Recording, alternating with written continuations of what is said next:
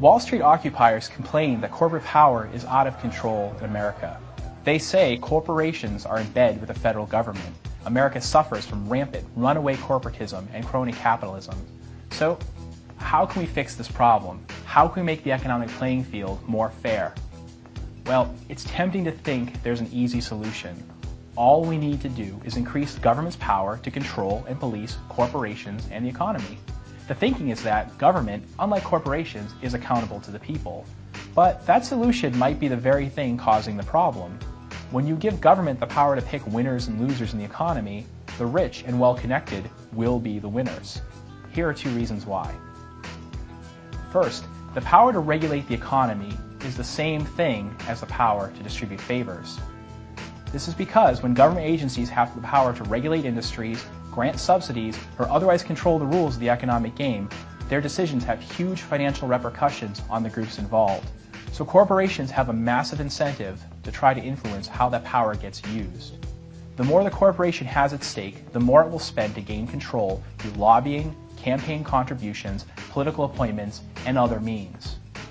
Pick any sector: finance, agriculture, healthcare, automotive manufacturing, or countless others. You can bet that the regulations currently in place were influenced by, sometimes even partially written by, one or more of the corporations they regulate. Second, regulations hurt small businesses more than they hurt big businesses. So more regulations means we end up with more big businesses. And this isn't just because of the lobbying big businesses do. Simply reading and understanding the regulations that apply to your industry, let alone completing the complicated paperwork, reports, new equipment purchases, and infrastructure updates, takes a lot of staff time and money. Large, established companies can more easily hire staff to focus solely on compliance and pay for necessary upgrades and other costs, while many small businesses can't afford to do any of these things, meaning they have to close, they limit expansion, or they never start up in the first place. The Small Business Administration, a government agency, estimates that it costs a small business with 20 or fewer employees around 40% more to comply with government regulations than it costs a large company with 500 or more employees. So, extensive government regulation, by its very nature, encourages the success of larger and larger companies, while hurting existing small businesses and discouraging the start of new ones.